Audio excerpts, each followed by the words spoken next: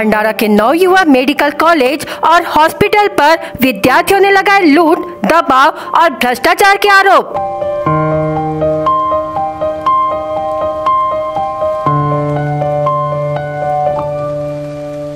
नव युवा कॉलेज में विद्यार्थियों से यूनिफॉर्म के नाम पर 11,000 रुपए की लूट का आरोप।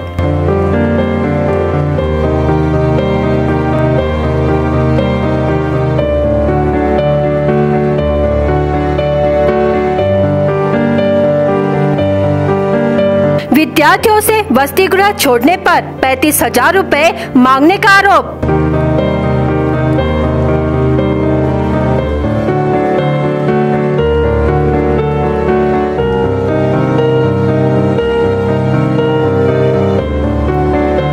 विद्यार्थियों को इतना परेशान किया जा रहा है कि उन्हें आत्महत्या प्रवृत्ति से गुजरना पड़ रहा है।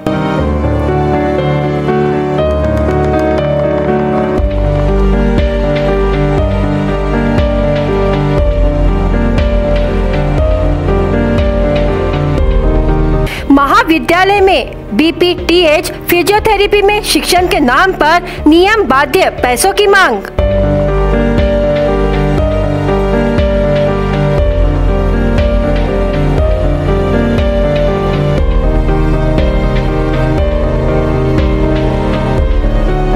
प्रशिक्षण के लिए विद्यार्थियों से 5,000 रुपयों की मांग का आरोप।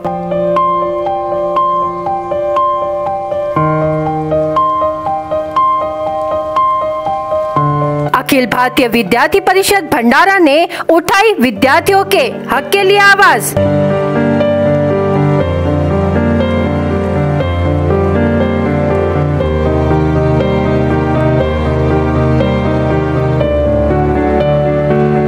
मांग पूरी न हुई तो करेगी आंदोलन।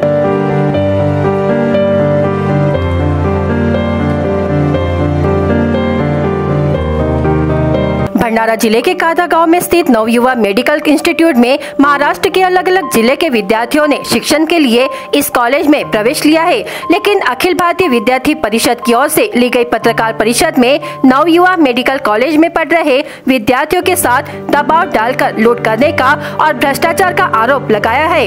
इस कॉलेज में इतना दबाव विद्यार्थियों को किया जाता है कि विद्यार्थियों पर आत्महत्या जैसे प्रवृत्ति से गुजरना पड़ रहा है। ऐसे अन्य कई आरोप आज पत्रकार परिषद में लगाए गए हैं। बता दें कि नव युवा कॉलेज काथा में स्थित है, जहां अंदाजे 40 से 50 विद्यार्थी पढ़ रहे हैं। विद्यार्थियों ने एकजुट होकर अपने हक के लिए नव युवा कॉलेज पर आरोप लगाया कि बीपीटीएच फिजियोथेरेपी में 5,000 रुपए की मांग, यूनिफॉर्म के लिए 11,000 रुपए की मांग, वसति गृह में रहने के लिए सुविधा न होने पर अगर विद्यार्थी छोड़ता है तो 35,000 रुपयों की मांग की गई है। साथ ही इस कॉलेज में नियम के अनुसार पढ़ाई और प्रशिक्षण नहीं कराया जाता। शिक्षक का हमेशा बच्चों पर दबाव रहता है। जिस तरह से मेडिकल इंस्टीट्यूट ऑफ कॉलेज में सुविधा होनी चाहिए, लेकिन यहाँ सुविधाओं का अभाव बना हुआ है। नव युवा कॉलेज अपने ही नियम से विद्यार्थियों को मानसिक दबाव डालकर जबरन पैसे भरने का, नहीं तो कॉलेज एग्जाम में बैठने नहीं दिए जाने का ऐसा आरोप विद्यार्थियों ने नव युवा कॉलेज पर लगाया है। जो विद्यार्थी यहाँ पढ़ते हैं उनकी हालत नहीं होती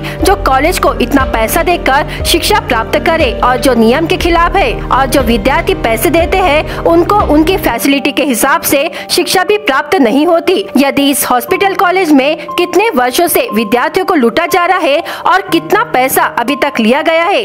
भंडारा में नव युवा मेडिकल कॉलेज इंस्टीट्यूट ऐसा है जैसे मुन्ना भाई एमबीबीएस हॉस्पिटल, जो फिल्म में बताया गया है कि कोई आता है तो तुरंत अस्पताल में मरीज, डॉक्टर, कर्मचारी बनावटी निर्माण कर एक असली हॉस्पिटल बताया जाता था। वैसे ही भंडारा नव युवा हॉस्पिटल में समिति जांच आने पर कॉलेज के विद्यार्थी और आसपास के नागरिकों को मरीज बनाकर हॉस्पिटल में रखा जाता था और बनावटी डॉक्टर्स और स्टाफ रखा जाता था, ताकि जांच समिति को ये लगे कि हॉस्पिटल सुचारू रूप से शुरू है। इस तरह से कॉलेज और हॉस्पिटल चलने का आरोप विद्यार्थियों ने लगाया है। इसकी जांच की मांग की है। इस कॉलेज में जब भी कोई समिति जांच करने आने वाली होती है, तब तक विद्यार्थियों को मरीज और साथ ही नजदीक पास के लोगों को मरीज और किराए के शिक्षक, डॉक्टर्स रखकर समिति को गुमराह करने का आरोप है। इस विषय को लेकर अखिल भारतीय विद्यार्थी परिषद ने जिलाधिकारी और पुलिस अधीक्षक को निवेदन देकर जल्द से जल्द कार्रवाई करने की मांग की है।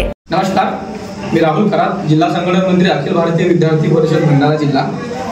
आज या ठिकाणी सर्व विद्यार्थी एकत्रित यायचं कारण म्हणजे भंडारा शहरालगत असलेल्या कारदा या ठिकाणी Navyuva medical institute and multi speciality hospital असं चालतं। त्या ठिकाणी एकाच इमारतीमध्ये 5 प्रकारचे कोर्सेस चालतात। ANM nursing, GNM nursing, BSc nursing, BPTचं फिजिओथेरपी कॉलेज चालतं आणि तिथे एक कॉन्व्हेंट स्कूल चालते, विराज कॉन्व्हेंट स्कूल।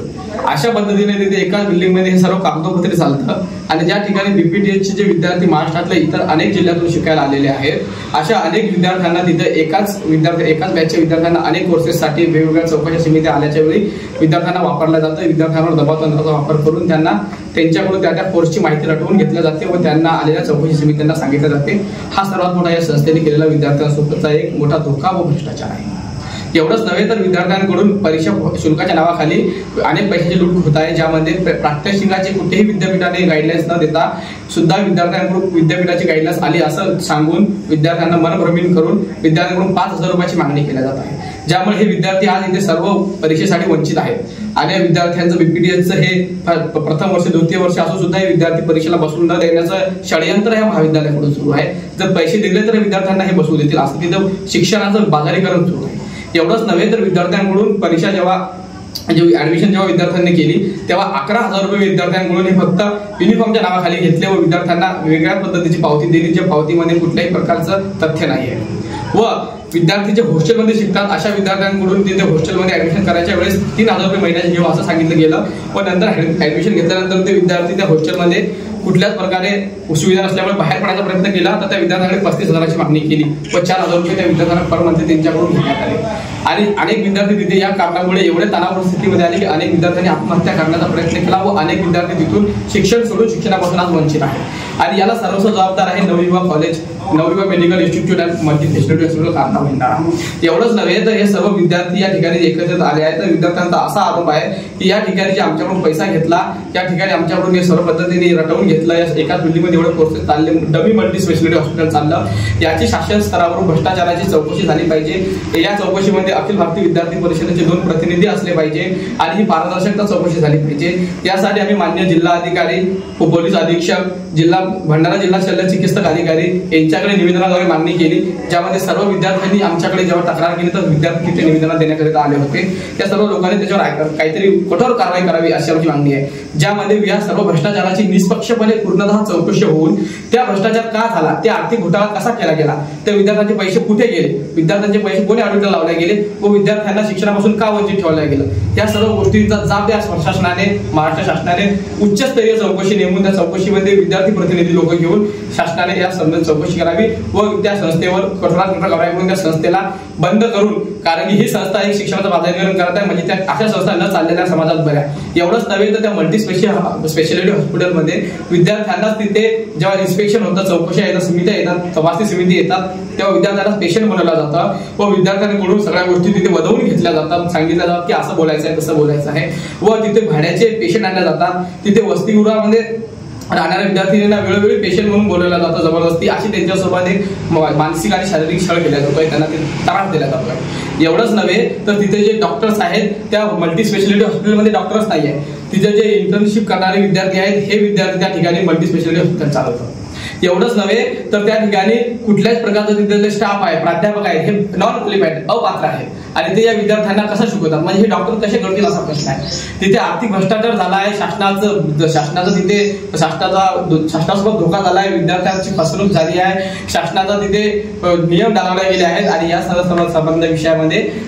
संबंधित विषयाला जबाबदार मल्टी स्पेशालिटी हॉस्पिटल नवयुवक कारद्याचं आहे। आपल्याला याची माहिती आम्हाला ही माहिती विद्यार्थ्यांकडून यावेळी मिळाली होती, जेव्हा मी याच्या आधी एका विद्यार्थ्याने तिथे त्या विद्यार्थ्यांचा माझी विद्यार्थी होता, त्या विद्यार्थ्यांचा शासकीय ठिकाणी नंबर लागला होता गव्हर्नमेंटमध्ये, महाराष्ट्र आरोग्य विभागामध्ये टेक्निशियन या पदासाठी, त्याला तिथे विद्यार्थ्याला परीक्षा दिल्यानंतर तो पासआउट झाला आणि शासनाचा अधिकारी बनणार, पण त्याचे डॉक्युमेंट व्हेरिफिकेशनसाठी ते डॉक्युमेंट देत नव्हते।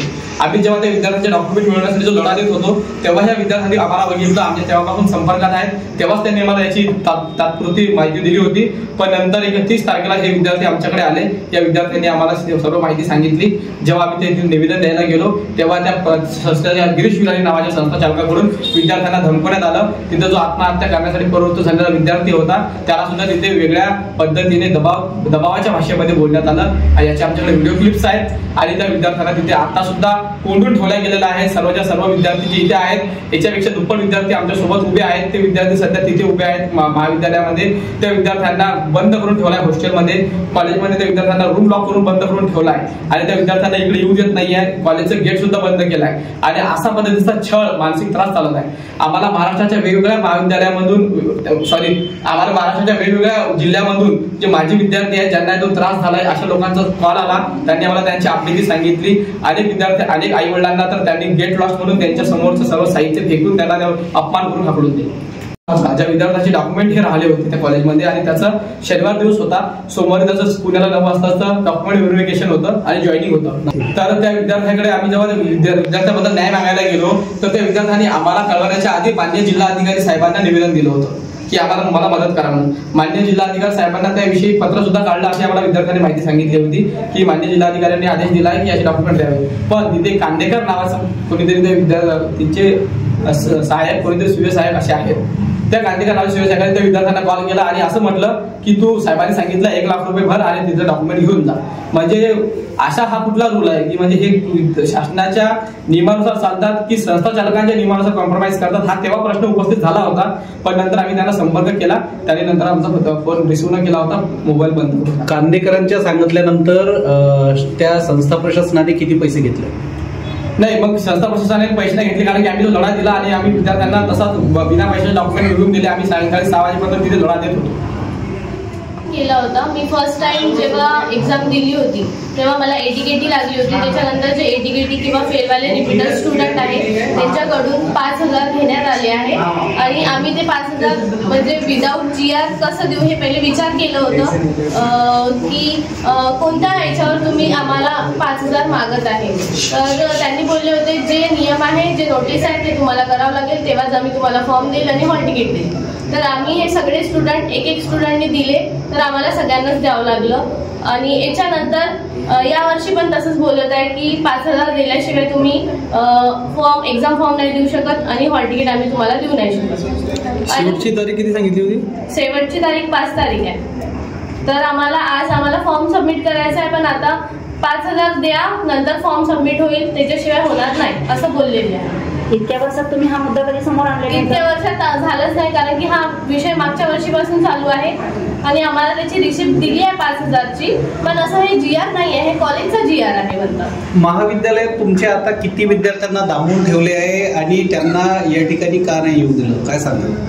आम्ही काल 25 ते 30 लोक होतो. त्याच्यातले जे हॉस्टेलर आहे किंवा इतर कॉलेजमध्ये जे प्रेझेंट आहे आता त्यांना इथे येऊ देत नाही आहे कारण की त्यांना असं म्हटलं आहे की तुम्ही कशाला आमच्या अगेन्स्ट चालले आहे किंवा असं का करत आहे. आणि जे इंटर्नशिपवाले आहे त्यांना पण त्यांनी टॉर्चर करत आहेत आणि पेशंट त्यांनी काल आम्हाला सपोर्ट केला होता इंटर्नशिपवाल्यांना. तर त्यांचं आज नाव तिथे आलं आहे. तर त्यांनी कॉलेजमध्ये आता इंटर्नशिपचे जे पेशंट आहे ते त्यांना हात नका लावू बोलत आहे आणि त्यांना मेंटली टॉर्चर करत आहे आणि एक दोन मुलांना म्हणजे एका रूम मध्ये बोलवून त्यांच्याकडून सगळं काय काय झालं हे सगळं विचारत आहे. आणि हॉस्टेलच्या मुलींना बाहेर नाही येऊ देत आहे, आमच्याकडे नाही येऊ देत आहे कारण की अजून काही झालं नाही पाहिजे. जे माहिती आहे त्यांच्याकडून पण मिळाली नाही पाहिजे. पण आम्ही इथे आलो आहे की आम्हाला पण जे आमच्यासोबत होते ते त्यांच्यासोबत पण नाही झालं पाहिजे. क्लास चालू असतो त्यावेळेस जर विद्यार्थी गैरहजर असले त्यावेळेस त्या शाळेतील कुठल्या शिक्षिका आहेत जे तुम्हाला आणि मानसिक शारीरिक त्रास अशा विषयावर बोलतात? नाव घ्यावं लागेल. करिश्मा मॅम म्हणून नाव आहे त्या मॅमचं. आणि जर कोणती स्टुडंट ॲब्सेंट असली किंवा त्यांची कोणती तब्येत खराब असली त्या स्टुडंटची तर त्यांना असं म्हणतात किंवा तुम्ही कहाँ से मेल मिलाप करके आए हो, कहाँ ते तुम कौन से लड़के से बात करके आए हो. या मग कोणत्या स्टुडंटला बॉय स्टुडंटला म्हणतात की बा कोणी तुला प्रपोज केलं, कोणी तुला कोणासोबत बोलते बा तू, असं गॉसिप चालू असतात क्लासेसमध्ये. ते आम्ही रिपीटर बॅचेसचे स्टुडंट आहेत. आम्ही जेव्हा त्यांच्याकडे जाते की मॅम आम्हाला हा प्रॉब्लेम आहे, आमचा प्रॉब्लेम सॉल्व्ह करून द्या, तर ते मॅम नाही का लायब्ररीमध्ये बोलवतात. लायब्ररीमध्ये जायची पण परमिशन नाही देतात कधी कधी तर पण मग आम्ही जर गेलो त्या मॅमकडे तर म्हणतात की बा तुम्ही बसा म्हणतात. आम्ही काहीच नाही करत, ते फक्त काहीतरी क्वेश्चन्स देतात लिहून आणि मग ते हे सॉल्व्ह करा आणि मग ते 3-4 घंट्यानंतर येतात आणि म्हणतात की दाखवा आणि दाखवल्यानंतर मग काहीतरी मिस्टेक काढतात आणि त्या कॉलवर राहतात सतत. प्रॅक्टिकल जेव्हा स्टार्ट होतात आमचे, प्रॅक्टिकल जेव्हा होतात इंटरनल एक्सटर्नल येतात तर मग 3-4 घंटेपर्यंत प्रॅक्टिकलसाठी बाहेर राहतात आणि कॉल करत असतात. नमस्कार. मी जेव्हा नवयुवा कॉलेजमध्ये ॲडमिशन करायसाठी आली तेव्हा मी माझ्या फॅमिलीसोबत आली. फॅमिलीवाले होते तर या लोकांनी म्हटलं की इयरली फीस आहे 82,000 आणि तेव्हा काहीच नाही सांगितलं की तुम्हाला नंतर पैसे भरावे लागतील किंवा काही हे काहीच नाही सांगितलं. मग आम्ही कॉलेज जॉईन केलं, आम्ही कॉलेजला जायला लागलो. मग 2-3 महिन्यानंतर या लोकांनी सांगितलं की तुम्हाला 11,500 रुपये भरावे लागतील. मग आम्ही विचारलं की कशाचे, म्हणून आम्ही सगळे क्लासमेट्स आम्ही सगळे सरांना विचारायसाठी गेलो की सर तुम्ही 11,500 रुपये कशाची घेऊन राहिले आहे. मग त्यांनी आम्हाला सांगितलं याची फी त्याची फी स्पोर्टची फी हे ते. तिथे स्पोर्ट्स वगैरे काही होत नाही सर. मग युनिफॉर्मची फी, आयडेंटिटी कार्डची फी, युनिफॉर्म सर मला मिळाले नाही आहे आणि फक्त 11,500 रुपये मी भरले आहे या सगळ्यांच्या ह्याच्यावर आणि मला फक्त आयडेंटिटी कार्ड मिळालं आहे. आणि आम्ही जेव्हा विचारायला गेलो सरांनी, सर आमच्याशी नीट बोलले नाही, हे आहे बस असं सांगितलं आणि आम्हाला सगळ्यांना गेट लॉस असं म्हटलं सरांनी. बस. काय मागणी आपली समोरची सर म्हणजे आजची ही मागणी आहे की आज आमचे एक्झाम फॉर्म घेतले पाहिजे विदाऊट जी त्यांनी एक्स्ट्रा फीस लावली आहे 5,000. हे कुठलं GR नाही, काही नाही आहे. आम्ही जी एक्झाम फीज आहे 3,400 प्रत्येकाची वेगळी वेगळी ती आम्ही भरायसाठी रेडी आहोत, पण ते स्वतःचे जे एक्स्ट्रा 5,000 लावून राहिले आहे ते आम्ही नाही भरू शकत सर. आजची या उद्या शेवटची तारीख आहे म्हणून त्यावेळेस सगळं नाही झालं तर मग समोरची स्टेप करणार आपली. त्यांनी असं लिहून पाठवलंय, कॉलेजमध्ये नोटीस लावलाय की 5 तारीख ही लास्ट डेट आहे आणि 5च्या नंतर जर तुम्ही फॉर्म भरले तर तुम्हाला लेट फीस लागेल. आणि हे आम्ही युनिव्हर्सिटीकडून माहिती काढली तर युनिव्हर्सिटीची लास्ट डेट आहे 11 तारीख. युनिव्हर्सिटीचे जे नियम म्हणजे जे आहे ते आमच्यापर्यंत नोटीस बरोबर येतच नाही, ते चेंज होऊन येते पूर्ण. तिथे जे पण कॉलेज चालतात ते वाले पूर्ण भ्रष्टाचारी आहे आणि नाही का तिथे डमी कॉलेज चालतात आणि dummy Navyuva college of physiotherapy, Navyuva college of ANM, Navyuva college of GNM, Navyuva college of BSc nursing आणि Navyuva college of multi speciality hospital हे चालतात. आणि लहान लेकरांची नर्सिंग स्कूल पण चालतात, विरा इंटरनॅशनल स्कूल. आणि तिथे सर्व भ्रष्टाचाराचा प्रकार आहे आणि इन्स्पेक्शन आल्यावर नाही का बॅनर चेंज करतात ते लोक.